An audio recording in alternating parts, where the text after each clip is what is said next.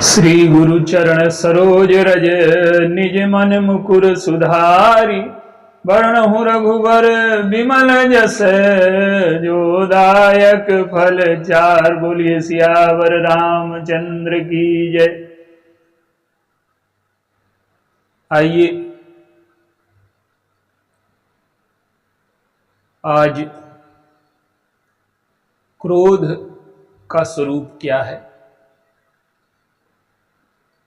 उसकी जीवन में क्या आवश्यकता है और उससे क्या समस्याएं पैदा होती हैं, इस पर थोड़ी चर्चा।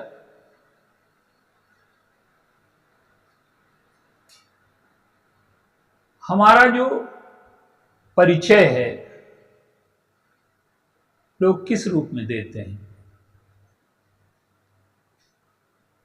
हम लोगों का परिचय कोई ये नहीं देता कि वो 5 फुट के 6 इंच के हैं, कैसा रंग है, कैसा रूप है। ये परिचय है, लेकिन बहुत कम लोग इस परिचय से जुड़े होते हैं। समाज में जो परिचय होता है वो क्या होता है कि ये उदार हैं, सज्जन हैं, दयालु हैं, या दूसरे ढंग से कि अच्छे नहीं हैं, लालची, जो भी है। तो हमारा जो वास्तविक स्वरूप है, जो अंतःकरण है, वो वृत्तियों से मिलकर के बना है। और वृत्तियां हमारे जीवन में उपलब्ध हैं, भगवान की ओर से हमें दी गई हैं, प्रकृति की ओर से दी गई हैं। और उनके दुरुपयोग सदुपयोग पर ही हमारा जीवन निर्भर है और वही हमारा व्यक्तित्व बनाता है। तो वृत्तियों में काम, क्रोध, लोभ, ये 3 प्रमुख मानी जाती हैं। काम न हो तो सृष्टि का निर्माण रुक जाएगा, लोभ न हो तो उन्नति रुक जाएगी, पालन पोषण कैसे होगा, क्रोध न हो तो बुराई का संहार कैसे होगा, अन्याय कैसे मिटेगा। तो ये सारी वृत्तियां गुण भी हैं और दुर्गुण भी हैं। इनका सदुपयोग करें तो ये गुण हैं, व्यक्तित्व को अच्छा बना देंगी, और इनका दुरुपयोग करें तो ये दुर्गुण बन जाएंगे। सीमा से बाहर दुर्गुण बन जाती हैं और सीमा में रह करके ये सद्गुण बनती हैं।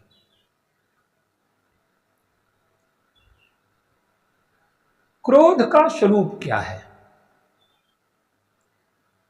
क्रोध स्वयं में क्रिया नहीं है, प्रतिक्रिया है। काम में बाधा पड़ने पर, लोभ में बाधा पड़ने पर, अहंकार में चोट पड़ने पर क्रोध उत्पन्न होता है। रामचरितमानस में इसका स्वरूप दिया गया है। नारद जी का जो क्रोध है वो काम में बाधा पड़ने पर आया। कैकेयी जी का क्रोध है वो लोभ में बाधा पड़ने पर आया। परशुराम जी का जो क्रोध है वो अहंकार में चोट लगने से आया।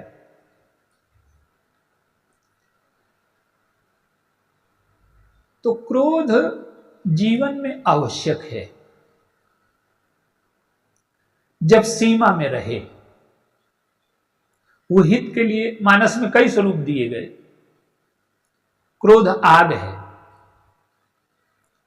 आग की आवश्यकता हर घर में है। अगर वो चूल्हे में रहे तो भोजन बनाती है, और चूल्हे से बाहर निकल जाए, घर में लग जाए तो नष्ट कर देगी। तो इतनी भयानक चीज होते हुए हमारे जीवन में आवश्यक है आग। तो क्रोध को आग के रूप में भी देखा गया रामचरितमानस में।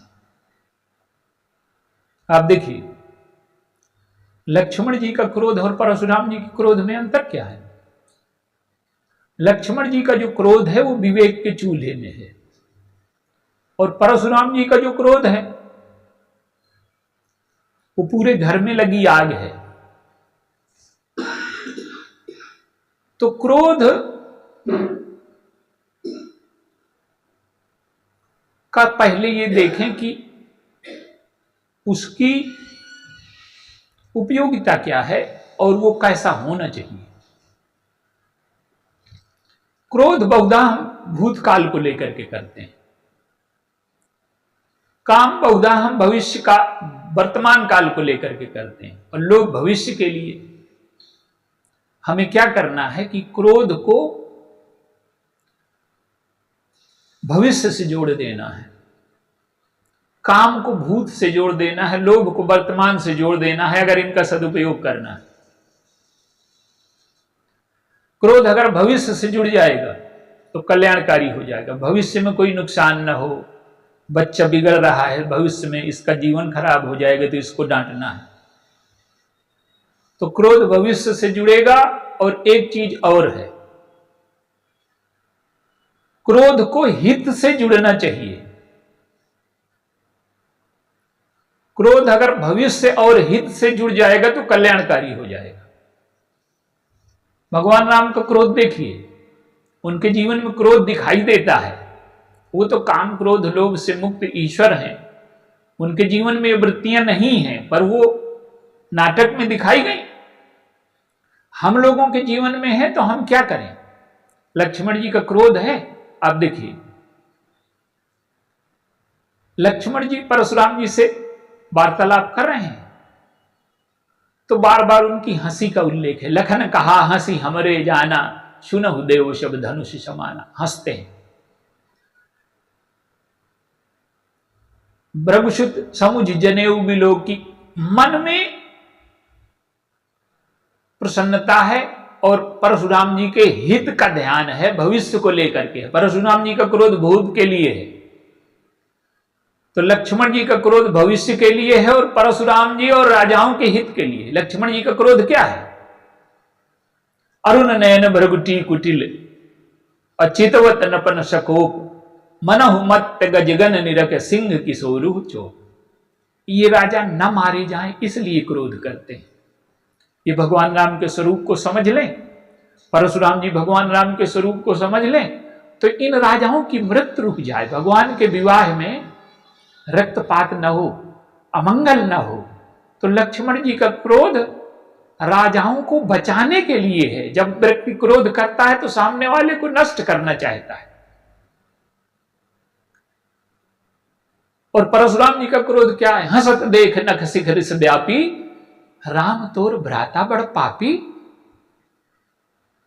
भगवान राम कहते हैं कि महाराज हंसना पाप है क्या? कहते हैं नहीं, ये हंस नहीं रहा, मेरी हंसी उड़ा रहा है। भगवान राम ने संकेत किए, चुप हो गए। फिर जाकर के वहां से देखने लगे तो कहे महाराज ये पहले परशुराम जी कहते हैं कि बोलत तो ही ना संभाल, पहले कहते हैं कि बोलता ठीक नहीं, फिर कहते हैं मेरी हंसी उड़ा रहा है। भगवान राम ने फिर शांत किया तो अब लक्ष्मण जी शांत खड़े हैं। महाराज अब तो आपका क्रोध चला गया? नहीं, कहते हैं कि अजौ अनुजितो चितो अनैसे। अब देख कैसे रहा है? ये अहंकार की भूख है परशुराम जी के जीवन में जो उन्हें क्रोधित कर रही। भगवान राम बार बार मार बार मुनि विप्रवर कहा राम शरण राम, अब बोले भृगुपति सरु से हंसी तहु बंधु शंपा। तो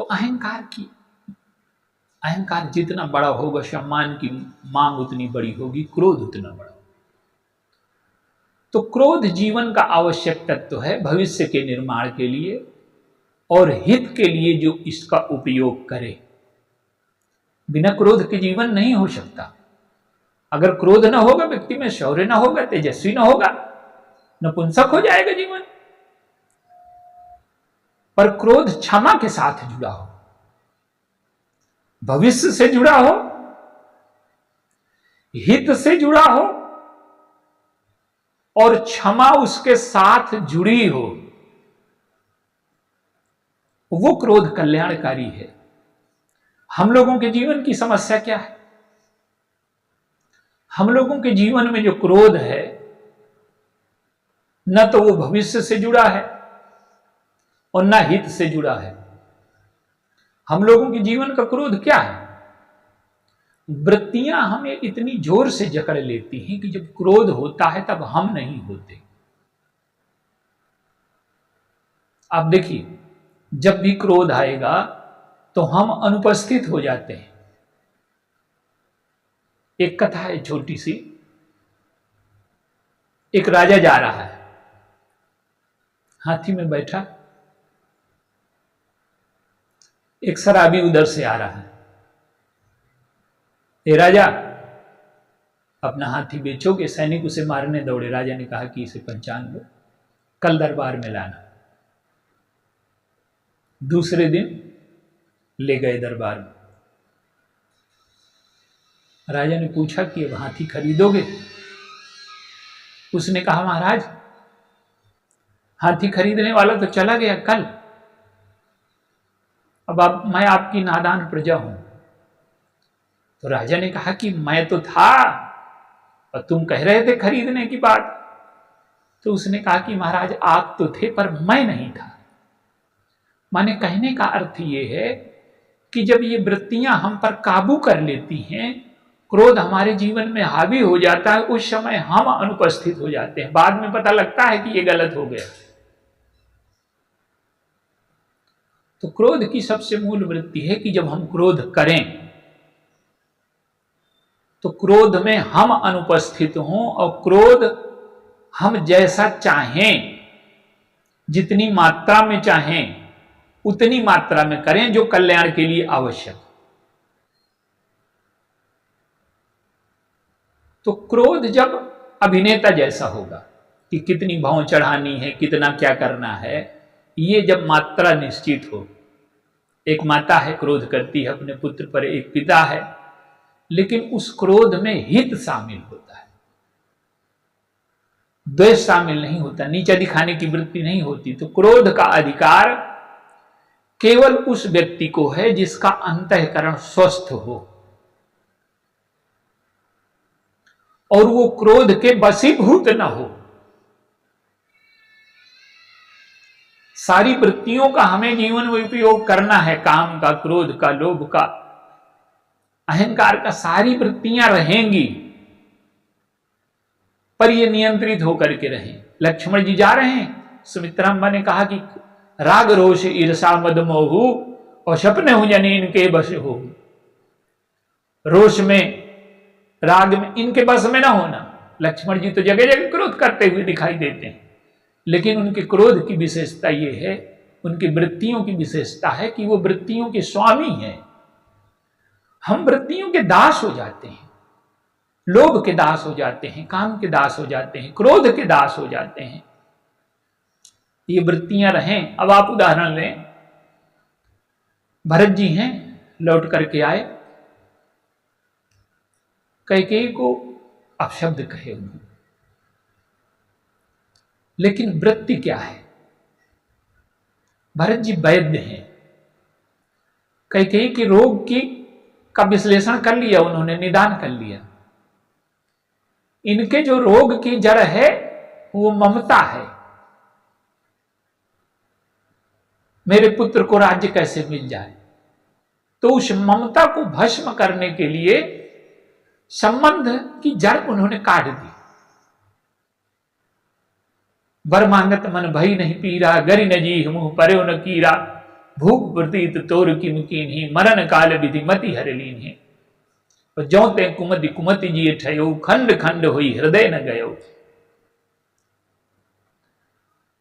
तो भरत जी की फटकार का तात्पर्य क्या निकला कि कैकेयी की आसक्ति कम हो गई, ममता कम हो गई। तो क्रोध का अधिकार केवल, क्रोध एक दवा है और दवा देने का अधिकार वैद्य को है। कितनी कड़वी देनी है, मीठी देनी है। कड़वी दवा से काम न चलेगा तो ऑपरेशन करना है, और ऑपरेशन करने में भी मूल में करुणा है, मूल में क्रोध नहीं। चीर फाड़ दिखाई देती है, खून उसमें भी निकलता है, लेकिन उस चीर फाड़ में करुणा है। तो क्रोध जो है केवल उस व्यक्ति को अधिकार है जिसका अंतःकरण स्वस्थ हो उस क्रोध के मूल में करुणा हो, उस क्रोध के मूल में हित हो, और उस क्रोध का तात्पर्य भविष्य से जुड़ा हो, कल्याण से जुड़ा हो। अब आप अपने को देखिए, हम लोगों को देखिए, हम लोग जब क्रोध करते हैं तो हम रोगी हैं, क्रोध अनियंत्रित हो गया है। आप समाज में देखिए, दो लोगों में झगड़ा हो गया, दोनों एक दूसरे को गाली गलौज कर रहे हैं। वो कह रहा है तुम ऐसे हो, वो कह रहा है तुम ऐसे हो। दोनों सत्य कह रहे हैं, पर क्या वो सत्य कल्याणकारी है? वो दूसरे की निंदा की दृष्टि से, दूसरे को नीचा दिखाने की दृष्टि से दोनों रोगी लड़ रहे हैं। वो रोग का जो स्वरूप है वो प्रकट हो रहा है, वो जो कुछ कर रहे हैं वो बमनाय कर रहे हैं। तो हम लोगों का क्रोध दो रोगियों का क्रोध है। हम लोग एक दूसरे पर क्रोध करते हैं तो हम दोनों रोगी हैं, दोनों अस्वस्थ हैं। तो जो रोगियों का क्रोध है वो क्रोध कल्याणकारी नहीं है। जो वैद्य की दवा है कड़वी क्रोध के रूप में, वो कल्याणकारी है। आप मानस के जितने भी श्रेष्ठतम पात्र हैं उन सब में क्रोध की मात्रा कहीं ना कहीं दिखेगी, लेकिन वो क्रोध की मात्रा कल्याण से जुड़ी है, हित से जुड़ी है। तो हम लोग क्रोध के अधिकारी नहीं हैं। क्रोध के अधिकारी तो तब हो सकते हैं जब हम स्वस्थ हों अंतःकरण से, और सामने वाले के भविष्य की कल्पना अच्छी हो, उसका भविष्य और उसका हित अच्छा हो जाए। आप देखिए, शंकर जी का क्रोध क्या है? काम आया, शंकर जी पर आक्रमण किया, उन्होंने, उनके हृदय में क्षोभ पैदा हुआ। उन्होंने देखा कारण भीतर तो नहीं बाहर है। उन्होंने तीसरी आंख खोली। देवता कहते हैं कि प्रभु क्रोध न करो। शंकर जी को आश्चर्य हो रहा है, काम तो आया था देवताओं के काम को बनाने के लिए, शंकर जी के हृदय में क्षोभ पैदा करने के लिए और परोपकार के लिए, अपना शरीर त्याग के लिए। काम जब चला, देवताओं ने स्तुति की, अस्तुति सुरन कीन अति हेतु और प्रगटे विषम बान झक केतु। काम प्रकट हो गया। देवताओं ने कहा कि आप जाओ, काम समझ गया, शिव विरोध ध्रुव मरण हमारा। वो कहता है कि सारे शास्त्र, सारे संत महापुरुष मेरी निंदा करते रहे हैं, पर आज धर्म का जो सबसे बड़ा पक्ष है परहित, उसके लिए मैं अपना देह त्याग कर दूंगा, तो आप लोग मेरी प्रशंसा करोगे। तो काम की प्रशंसा होती है। शंकर जी ने जला दिया। काम की पत्नी आई रति, महाराज आपने हमारे पति को क्यों जलाया? शंकर जी कहते हैं इसने मुझे राम से दूर करना चाहा। रति कहती है कि नहीं महाराज, आप भगवान राम की आज्ञा भूल गए थे, वो याद दिलाने आए थे। शंकर जी की महानता देखिए, काम पर क्रोध किया, लेकिन कितनी बारीक दृष्टि है। जिस आम में बैठे हैं, जिस आम में बैठा है काम, उसको नहीं जलाया, बसंत को नहीं जलाया, रति को नहीं जलाया, केवल काम को जलाया। और काम को जला करके जो संखिया था उसे औषधि बना दिया। क्या हमें बसंत को नहीं जलाना, राग को नहीं जलाना? बसंत है राग हमारे अंतःकरण का। हमें आम को नहीं जलाना, आम रस की इच्छा है। रस की इच्छा से ही व्यक्ति काम के पास जाता है, राम के पास जाता है। तो राग को नहीं जलाना, बसंत को नहीं जलाना, रति को नहीं जलाना, काम को जलाना है। लेकिन काम को जला करके क्या किया? प्रसन्न हो गए शंकर जी। कृष्ण तनय हो ही पति तोरा, वचन मन अन्यथा होए न मोरा। इतने प्रसन्न हुए कि पहले लगता है जला दिया, पर अंत में काम को राम का पुत्र बना दिया। वो सौभाग्य मिला जो किसी को नहीं मिल सकता। तो यदि हम काम को राम से जोड़ दें, क्रोध को राम से जोड़ दें, गोस्वामी जी कहते हैं कि रीझे पय मुक्ति, खींचे पय मुक्ति दई, और रीझे दीन ही लंक, अधाधुंध दरबार है तुलसी भजो निसंग। क्रोधित हुए तो मुक्ति दे दी, और जिन पर प्रसन्न हुए तो लंका दे दी। तो भगवान राम का जो क्रोध है व्यक्ति के कल्याण के लिए है।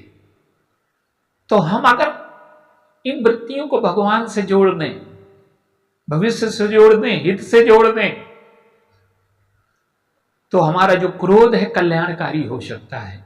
लेकिन एक चीज हम हमेशा ध्यान में रखें कि जब तक हम स्वस्थ ना हो जाएं, जब तक सामने वाले को नीचा दिखाना है, दुर्वचन कहना है, तब तक हम स्वस्थ नहीं हैं। हमारा अंतःकरण स्वस्थ हो, सामने वाले के हित की भावना हो, उसके भविष्य की चिंता हो, उसके हित की चिंता हो, उसके मंगल की कामना हो, तब हम कहीं क्रोध करने के अधिकारी बनते हैं। क्रोध का अधिकार सबको नहीं है। क्रोध का अधिकार केवल विशिष्ट लोगों को है जो अंतःकरण से स्वस्थ हो चुके हैं, जो सामने वाले के हित की चिंता करते हैं। और हम लोगों की सबसे बड़ी दुर्बलता ये है कि हम लोग क्रोधी तो हो हैं, लेकिन घर जलाने के लिए, आग बनाने के लिए नहीं। आग जला करके अगर हम खाना बना लें तो क्रोध उपयोगी है। तो क्रोध का जीवन में उपयोग करें, पहले स्वस्थता प्राप्त करें, अंतःकरण शांत हो, प्रसन्न हो, इसके बाद सामने वाले के कल्याण के लिए क्रोध करें, तब हमारा जीवन धन्य होगा। बोलिए सियावर रामचंद्र की।